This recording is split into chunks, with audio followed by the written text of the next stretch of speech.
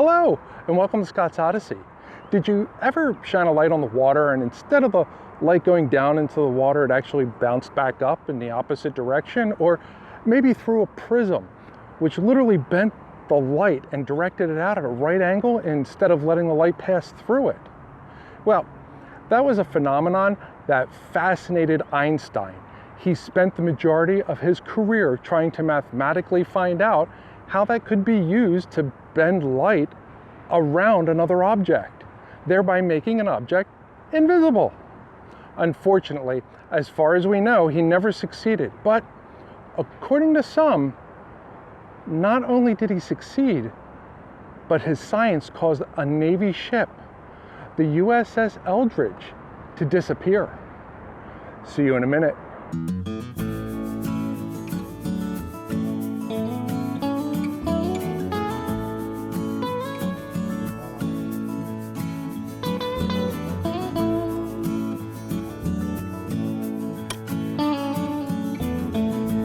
Welcome back. If you've watched my videos before, thank you for your patronage. And if you're new to Scott's Odyssey, welcome aboard. Here we find ourselves at the Philadelphia Naval Shipyard, the site of where the most grotesque and macabre military experiment outside of the living animal test at Bikini Island ever allegedly happened. So, to begin, I invite you all to sit down and don your tinfoil hats for this exploration into a World War II conspiracy theory that may very well have happened. Maybe.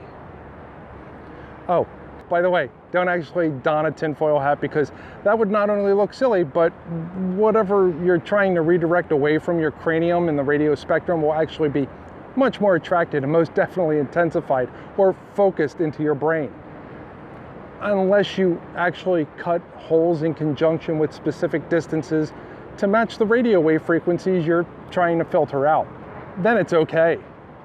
The year is 1943. The ship, the USS Eldridge DE-173, a Cannon-class destroyer escort. It was performing top-secret experiments that could change the tide of naval warfare for the Axis powers. Specifically, the U.S. Navy was performing experiments at the Philadelphia Naval Shipyard in regards to making ships invisible. Now, were they really performing these experiments? We don't know, but I would absolutely assume the answer is yes. I'm sure they were trying to do something that renders a vehicle invisible, but it's highly unlikely that they were attaining anything at any viable level of scientific discovery in that direction. Although, it is possible that they were and that they did, and it is still being kept secret to this very day. Gosh, remember when we could just trust our government to tell us the truth? So, right out there, just out of one of these piers was the Eldridge, and with a large hum as some sort of engine spun up to full power that was described as a eerie green glow appearing around the ship, and then a flash of blue light, poof, just like that. It was gone. It disappeared. Nowhere to be seen. At that very moment, and only for a short time, other witnesses state that they saw the Eldridge appear out of thin air at the Norfolk, Virginia Naval Shipyard, only to immediately disappear again, reappearing back at the Philadelphia Naval Shipyard. Now, in and of itself, this is kind of a cool, ghosty, woo-woo story. But let's dig a little deeper into what these witnesses claim they saw when the ship returned to Philly. According to recounts, some of the sailors appeared to have gone batshit crazy and were running about screaming. Others were violently sick and vomiting all over the place. Some found themselves frozen in place, unable to move anything but their eyes. Lastly, there were the really unlucky ones. Seamen whom had found themselves partially fused into the hull and walls of the ship, and they were still alive. Well, these witnessed accounts came from one Carlos Miguel Allende, sent in a package in 1956 to a well-known ufologist by the name of Maris Ketchum Jessup. In his first letter to Jessup, Carl stated, what? Oh, yeah, Carlos. You see, the name Carlos Miguel Allende was a pseudonym for his real name of Carl Michael Allen. Pretty original, right? Anyway, Carl's letter to Jessup informed Jessup to not investigate the levitation of unidentified flying objects. He continued to inform Jessup that dangerous science developed by Albert Einstein remained unpublished, and scientist Franklin Reno had put this science into practice at the Philadelphia Navy Shipyard. Carl's further claim was that he was a witness to this experiment while he was serving aboard the SS Andrew Farus. Now, this Carl fellow was a bit of a pot stirrer. The year before reaching out to Morris K. Jessup, Carl had done a similar act of sending a package to the U.S. Office of Naval Research anonymously, with the writing on the outside saying, "Happy Easter." Inside this package was a copy of Jessup's book titled The Case for the UFO.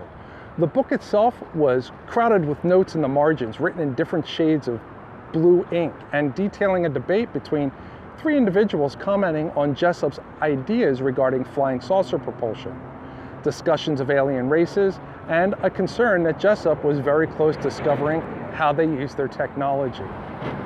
These discussions included references to the Philadelphia experiment. In 1957, the Office of Naval Research invited Morris K. Jessup to pay a visit. Upon arriving, they tossed the book at him and asked him if he understood anything regarding these annotations.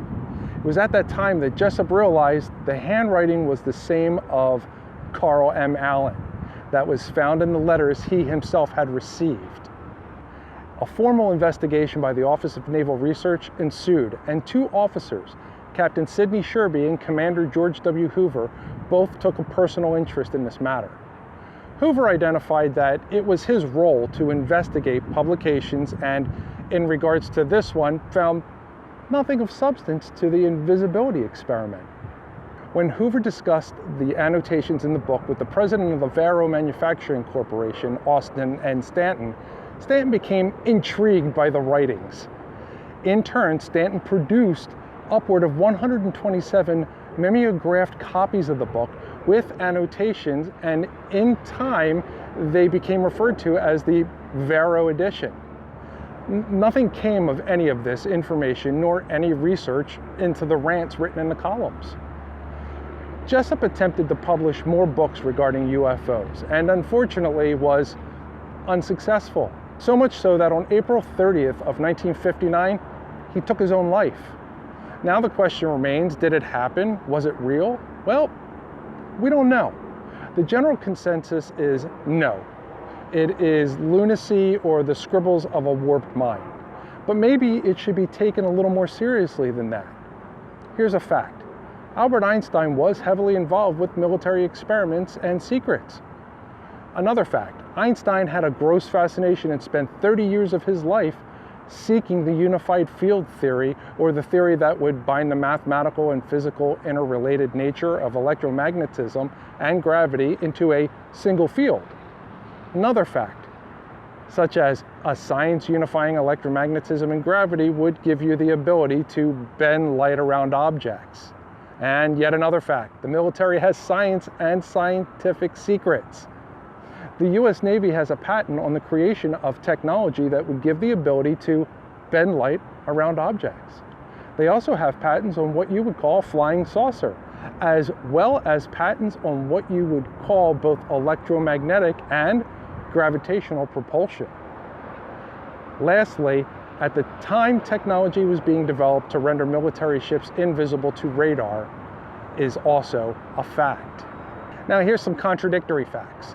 The USS Eldridge was not commissioned until August 27, 1943, remaining in port in New York until September of 1943, and then shipping out for a shakedown in the Bahamas, not the port of Philadelphia. But of course, this could be falsified or still kept in a classified folder somewhere.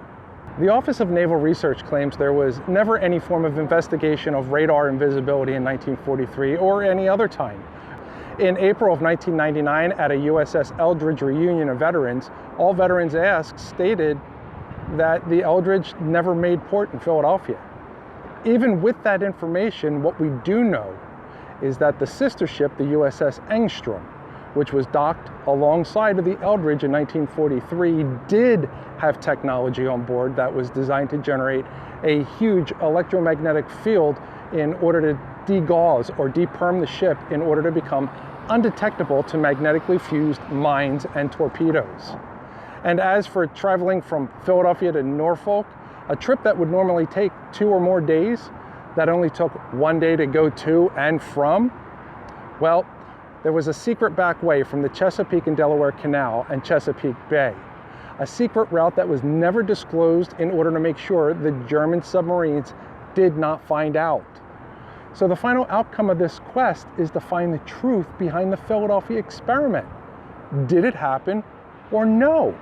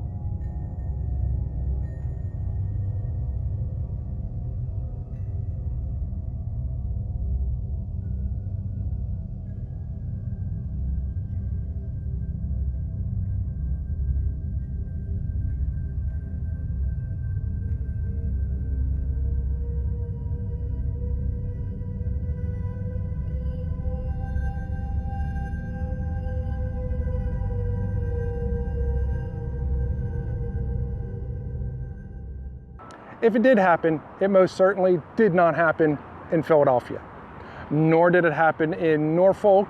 And as for the invisibility, well, they were making themselves radar invisible at a time they stated they were researching radar invisibility. And there is the recent release of the naval patents of invisibility technology and UFO propulsion technology that kind of puts a big on this whole debacle. I believe the real conspiracy is more likely between Carl and Jessup. It would make so much more sense that Carl and Jessup were in collusion for a publicity stunt.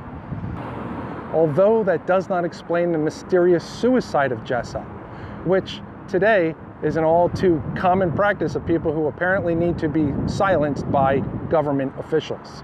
Ultimately, I don't think it happened. I mean, I would love it if it did, but I really do not think it did. Besides, you most likely would not be able to live through a teleportation without some type of environmental control suit like what an astronaut wears. And we are talking moving faster than light through gravimetric force. It's not like we are talking interdimensional travel, which is far more believable through our scientific proof. And yet, it takes something at the magnitude of a Large Hadron Collider to make a pinhole in space-time. So ultimately, I believe, no, it didn't happen. Let me know with a like and a subscribe if you enjoyed this video. I thank you for watching, and I'll see you in the next video.